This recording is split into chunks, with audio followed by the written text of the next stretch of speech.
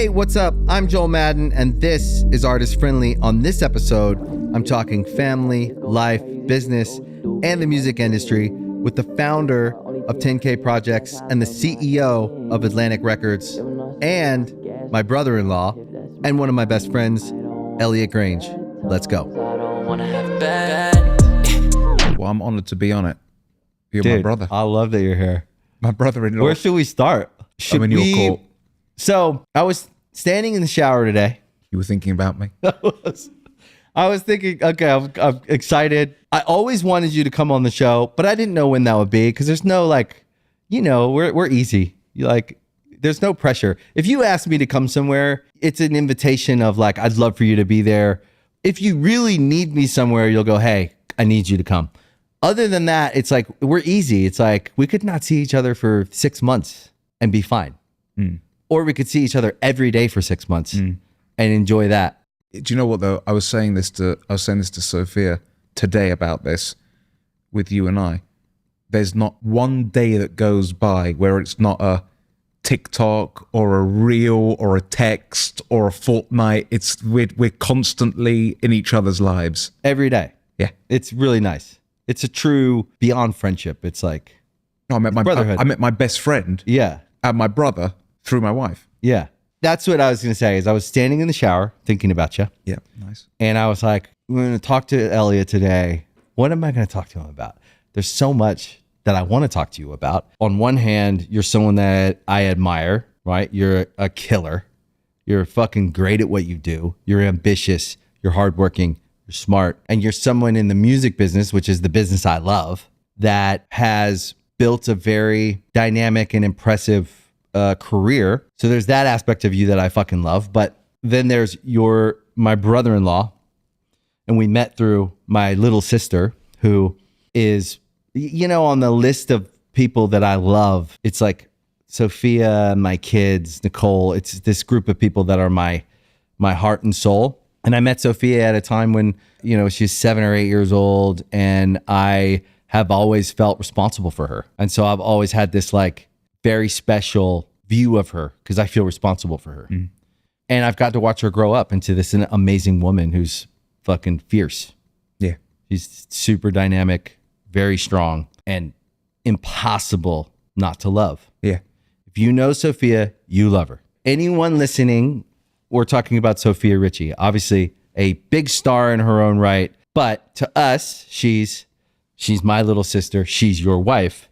The real special about Sophia is the person you know. She's funny. She's smart. She's quick.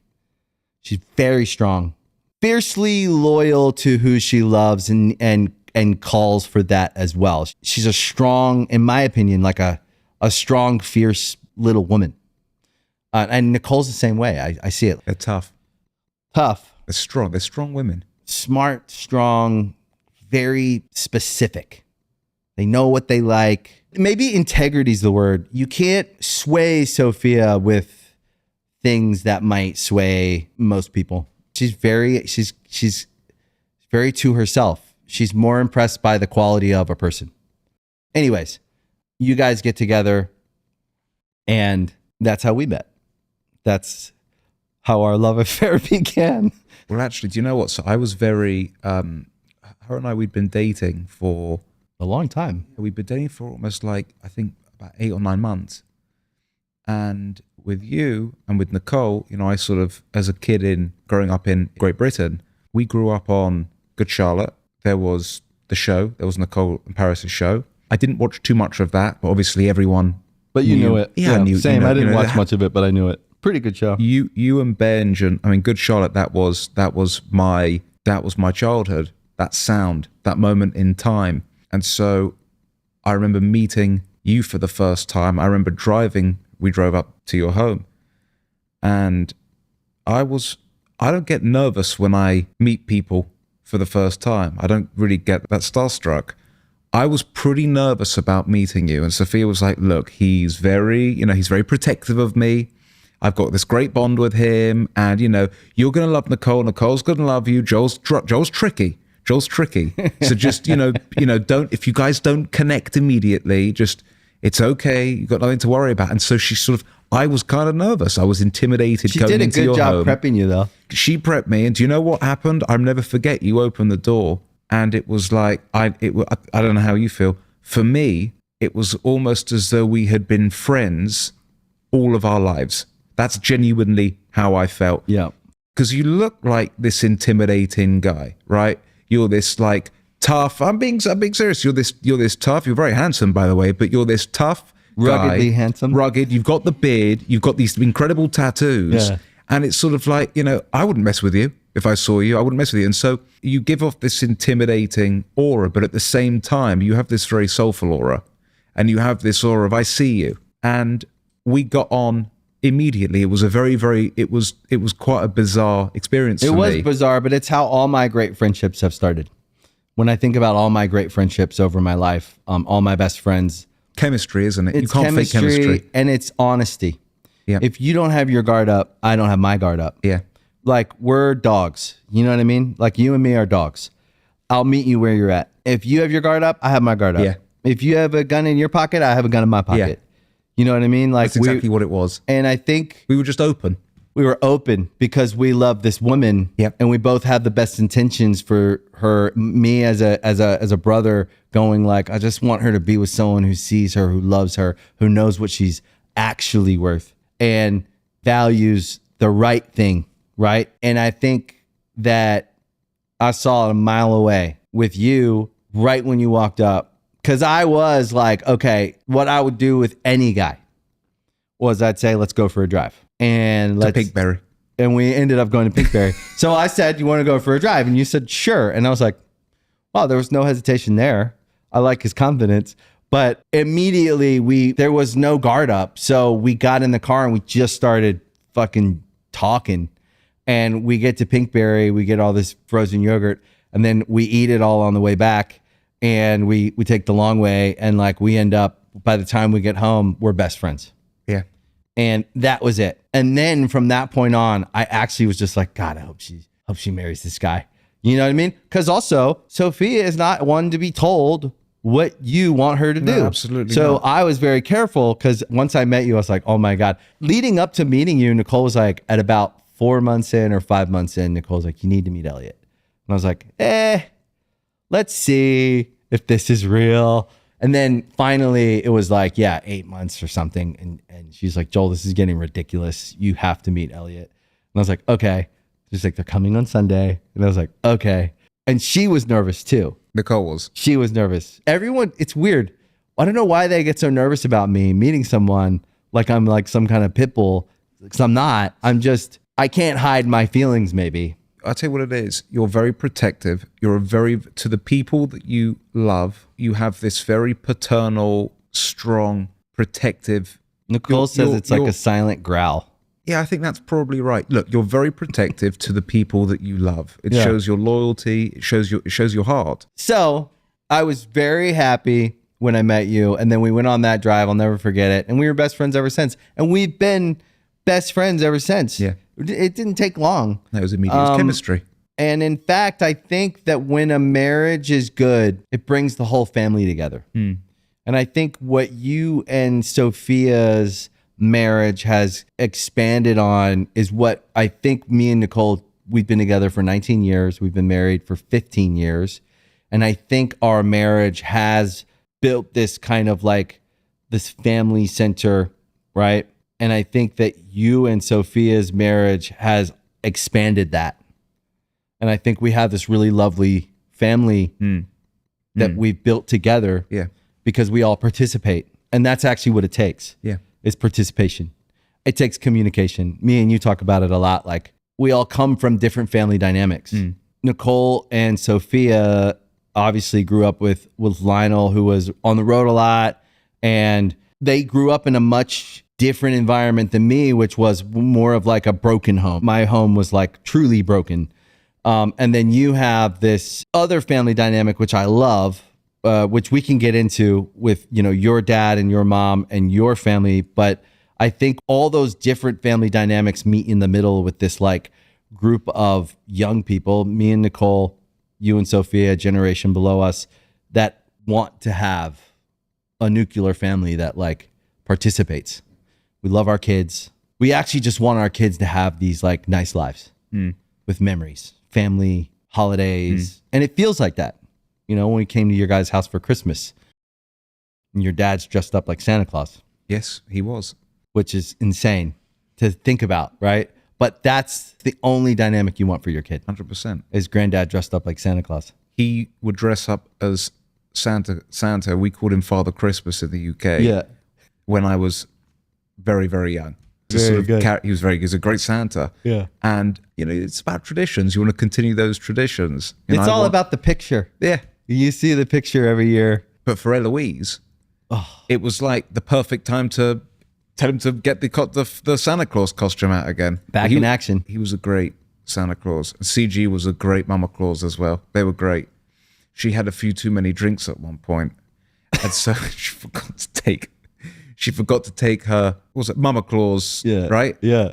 Costume off. And she's just passed out on the couch in the red and the white. It's pretty amazing. It's very sweet, and it says everything about, you know, your family and what now we all get to share, which is these family dynamics that I think are really, for me, very healing and very sweet. And it's all I could have ever hoped for.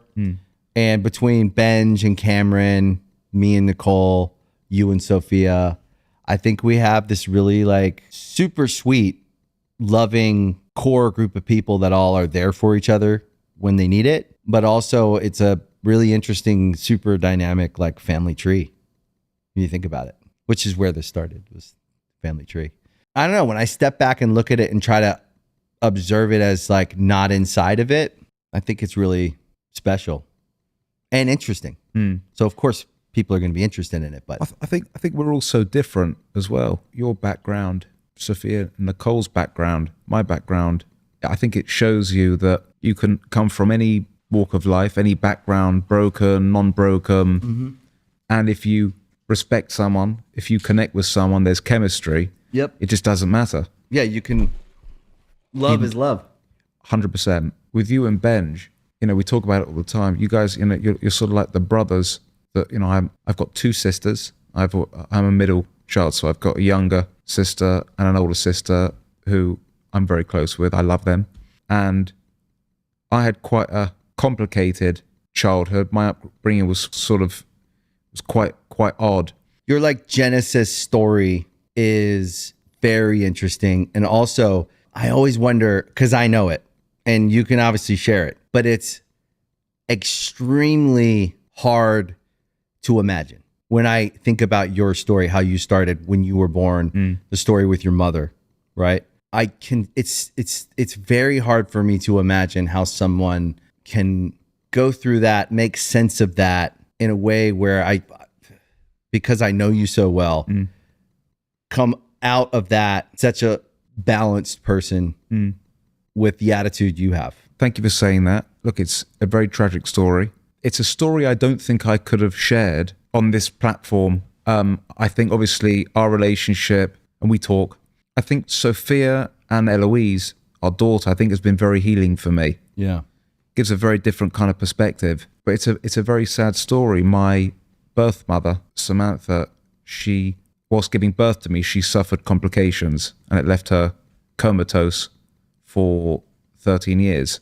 So she, during your birth, went into a coma? Correct. And for 13 years was in a coma? Yeah, she passed when I was 13. Wow. So she didn't make it. And so But she was in a coma your whole life? Correct. Till you were 13? Till I was 13. So sad, confusing. I would visit. It was very tough. She couldn't communicate. Tough. You know, I was the only person that I knew that with that circumstance. And so I remember very young, when you're conscious of it, you know, you go on play dates at school with friends and they're talking about their mummy and their daddy. And, you know, I'm very lucky because I can talk about my dad. And you're meeting their mom. Correct. And you're going on play dates. Well, to 13, that's a lot. That's your formative years. That's 0 to 13 is everything. But when I think about, I didn't know 13. I didn't know it was that long. Yeah. That's really hard to wrap my head around. It's very, very sad. But, Yeah. in all the sadness, look, the relationship that I have with my dad is very unique. Right. He's my dad. He's at times he's had to been both parents. Yeah. And That's also a side. I think people know your dad as one figure in the world, and that, obviously Lucian's had so much success. And so again, like when we talk about who the world sees Sophia as, they only see the headline absolutely of the work. And most of the time that headline defines the man that the world sees. And certainly your dad is a fucking, I don't even know the word for it. He's definitely one of my heroes. Me too. But certainly he became that when I got to know him because of the relationship you guys have. He's a family man. Yeah, he loves his family. It's funny, you're 100% right. People get the headline from whether it's media coverage or industry coverage. He's accomplished so much, but absolutely. At the end of the day, what I would see, what you love about your father actually has nothing to do with that. That's a byproduct of the man, right? And how he works. But actually what I see, the relationship I've seen you guys have now, when I hear the story about your mother, which I actually didn't know it was 13 years, when I think about the dynamics of that and what each of you had to be for each other, because I bet he would say that 13 years was hard for him in a different way, right?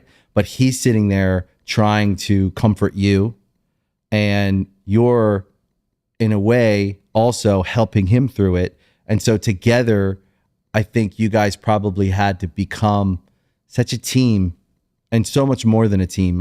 I can only imagine when you go through something like that, how close you become. Well, his background's quite interesting. There wasn't a lot of money there. I think my grandmother, his mother, Marian, I think at times she was the breadwinner in the house. She was a chartered accountant. I think she was the first female chartered accountant in the UK at the time. So she was great with numbers, and there wasn't that much financial security there. So I think he was 24 or 20. I think he was 24 or 25 when his father passed. He was very, very, very close with his dad. That's a young age to lose your dad. Young age. Cecil, which is what my middle name is. So my middle name is named after him, to honor him. And my daughter, Eloise, her middle name is Samantha, to honor my mother. That's really sweet. So he was very close with his dad. He loses his dad, and he then loses his job. And then a few years later, he meets my mother. They become soulmates. They get married very quickly. They have me. Then the tragedy happens, and he loses his wife. And then about 6-7 months later, he loses his mother. So it would have been a complete loss. Yeah, it would have been very, very, very tough for anyone, for him in particular. That kind of loss, a lot of people don't come back from that loss. It devastates them. He's a tough guy. He's a resilient guy. He's one of the toughest guys I've ever met. It's funny. I respect tough, strong people. He's one of the toughest. Sophia's one of the toughest. And Bond it's unbreakable. It's completely unbreakable. There wasn't that much money when I was born. My aunt became this sort of this mother figure in my life for the first 4 years. She still is. And her sons, who are my cousins, Mitchell and Nikki, they were my brothers. Right, you're very close to them. Older. I know. Yeah. I've met them. Yeah, they're in their 40s. They've got kids. They're the best. We speak a lot. And it was my aunt became a maternal figure to me. My cousins sort of became who were in their teens at the time when I was born. They became my siblings. And then when I was 4, my dad met Caroline, who is my stepmother, who is basically my mother. Yeah. So we were alone from 0 to 4. And then 4 to now, I've had CG, who is currently in the process of adopting me as a 31-year-old. Well, that's really sweet, though. Yeah, she's also my best friend. She's amazing. I call her, I think I drive her nuts. I call her multiple times a day. She's the most wonderful grandmother. I noticed that about your family. You're very much like my family. Me and Benj, me and Josh, and me and Nicole, Benj and Cameron. We call each other all day long, text each other all day long. We have a similar shorthand, because I think when you've lost someone, there's an anxiety around the people that you love that you need to know they're okay. And so a lot of times I'm checking in about this, but I'm really just reaching out to tap you because I need to feel you there. Yeah. And I find myself doing that a lot. And it was really comforting when I got to know you and when we got so close to see the way you relate to your dad is a lot like how me and Benj relate. Yeah. We call each other about everything. Big, little, small. Should I do this? Should I get this thing? Should I or some whatever. And it's interesting because like a lot of people have trouble understanding that because there's a vulnerability there. I don't know if it's spiritual or not, but you and Benj and your whole family, but you and Benj in particular, from what I've seen, you were meant to be on this realm together at this time. That's how I see you and your dad. That's exactly because that's how I feel, and he'd say the same. Yeah. Whether it was past lives, people use the term soulmates. Yeah. And they use that about their partner, but I think it could be soul brothers or soul parents, but not to get too deep into the spirituality of it. You and Benj were meant to be here together. That's how I feel about my dad. Yeah. I feel that way about everyone that I love, and certainly Benj and me. We're very close. I feel that way about Nicole, though. After 19 years, I see a similarity in our relationship that I have. It took some time to get there because I don't think I don't know if she ever had a soulmate. She was always kind of alone. And I do feel like we have that connection. I think that way about you and Sophia. I think as I see you guys growing together more, you go to the next level of life and of like discovering what life is all about. I do think, and like me and you, we've talked about it. I was like, I don't know if I believe in past lives or not, but if there was a feeling of a past life of someone that you've somehow been through some shit with, I always think of you as one of those guys where I'm like, I feel like we were like, if it was a past life, we were on some battlefield together, or we were in we were in the front line. You know what I mean? Like I always feel that way about me and you because I had your back, you had mine. Exactly, like unsaid, hard to find in the world, but I think it's the relationship I see you have with your dad that comforts me, and that makes me go, I can trust that guy. Because Benj and Josh, I've never had to question. It's never about work. It's never about money. It's never about whatever. There's just a soul understanding of I'm there for you. Yeah. And I also believe in you. And I know whatever you're doing is for a reason. So I have your back. You know what I mean? And I see that with you and your dad. And I also think going back to your childhood was I don't want to stay too long on because I feel protective of you. And so to share something so intimate and deep, I know people know the information, but it's your experience of it that I'm protective of because no one had to go through that but you and your dad as it pertains to your family, to your nuclear family, to what you come from, your origin, right? And your origin story, though, I've always thought is one of the most interesting ones I've ever heard. And so I also think that flash forward to now, you're one of the youngest, maybe the youngest CEO of a major record company. If you're not the youngest, you're one of them. So what does that say? Well, you're an ambitious, smart guy who works hard. You don't get there. I don't care who you are. You do not get there unless you work your ass off and you're fucking smart and you have, the proof is always in the pudding. These billion-dollar businesses are not handing over the keys of leadership to people who don't have a track record that's proven, and the arrow's got to be pointed up, right? So you're this young, ambitious guy who's got to be tough in the world. Well, you had a good example of that with your dad, but that doesn't always mean shit. We see plenty of cases of people who had a great example and don't have the grit to stay in this business. It's funny. So first of all, for some reason, my whole family has always been in the record business, in the music industry. Yeah, it's interesting, right? Yeah, my grandfather, Cecil, he owned a record store. So he sold vinyl. He sold vinyl. Okay, love it. And I mean, we're talking mid to late 50s, early 60s in London. Right. Before the Beatles, he was, you only do that if you love records and you love music. Yeah. So it sort of started with him. And my late uncle Nigel, he was a very, very successful independent label entrepreneur. And his company, Ensign, they had some incredible artists. He signed Thin Lizzy, Wow. 10cc, The Waterboys. One of the first records that he broke was he the your Boomtown dad's Rats. older brother? Older brother. Okay, so your dad obviously looked up to his father. Yeah.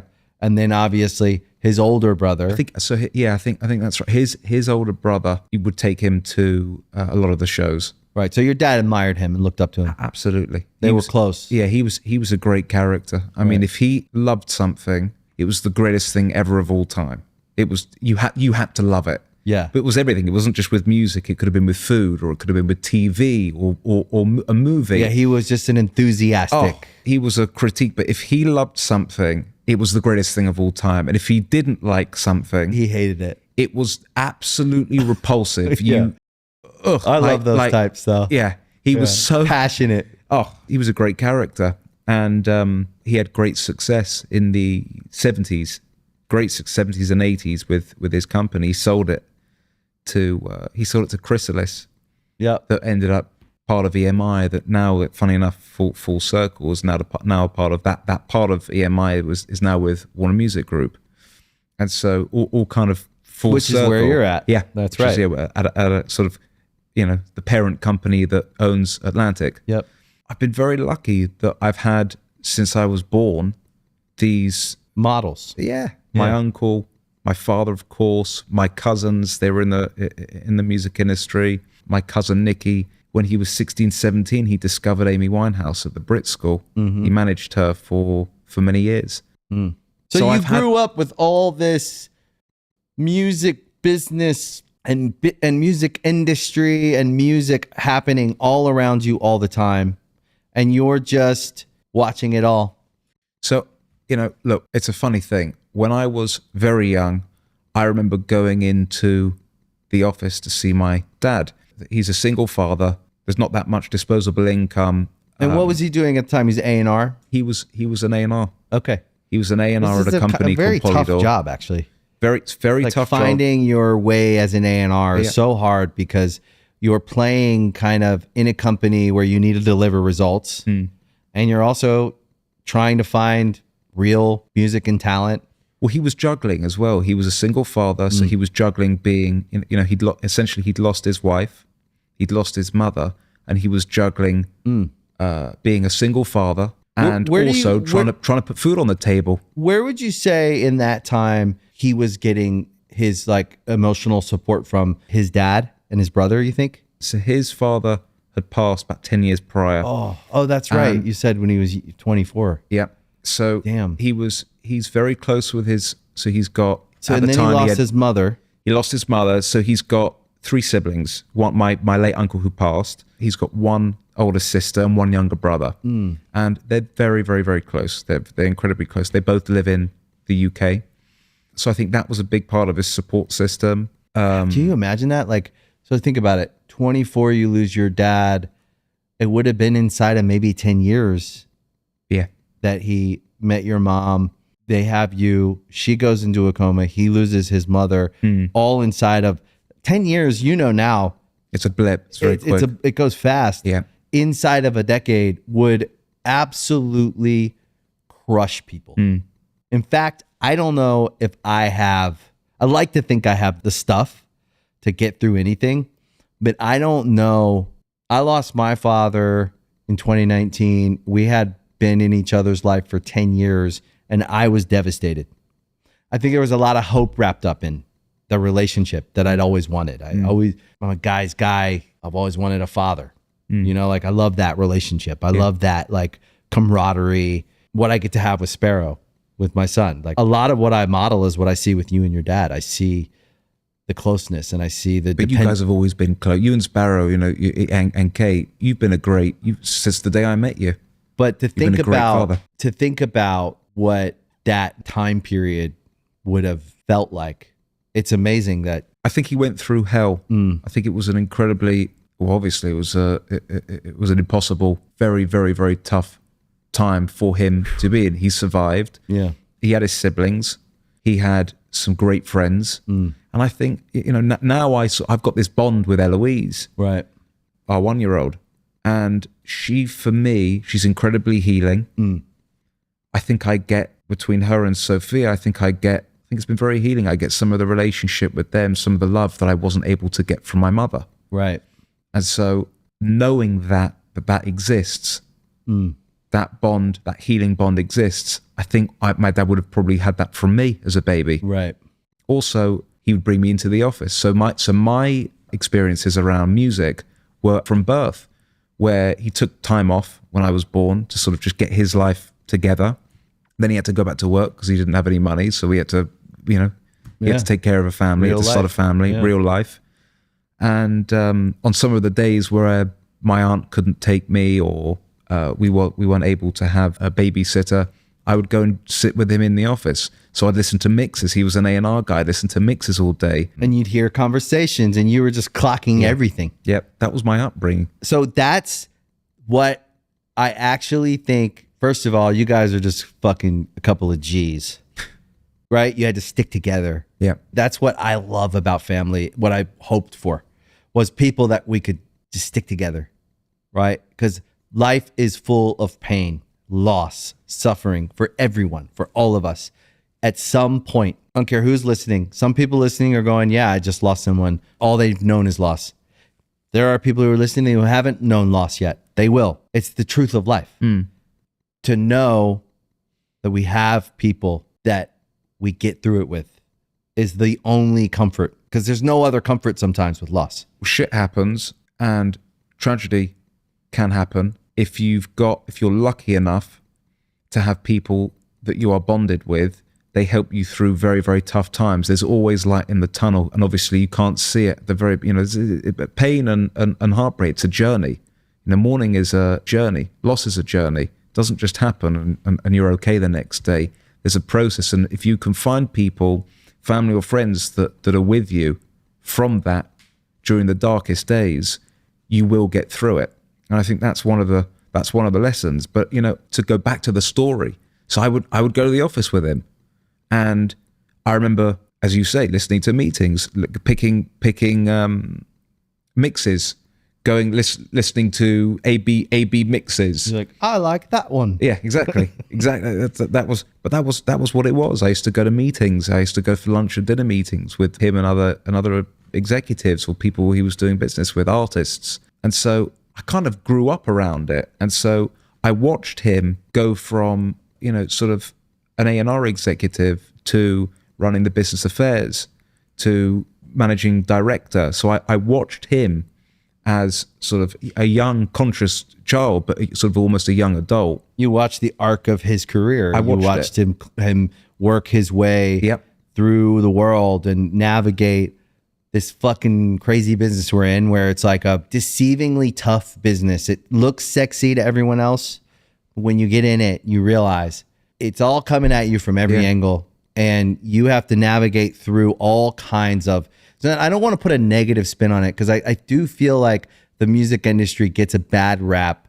There are certainly bad actors in any business, though. Like anywhere, you can find fraud anywhere. I find it to be a place full of creative thinkers and hardworking people. And when you find the right people, you do really good business. To think about you and as this kid watching your dad build his career, and you're in the front seat with him because that's where he keeps you, right? Because y'all are best friends. I always bring back the Floyd Mayweather, right? Floyd Mayweather grew up in the gym around boxers. That's where he grew up. So he was clocking everything. And what does he become? The greatest fighter. Undefeated, greatest fighter of all time. Our conversation continues in part 2.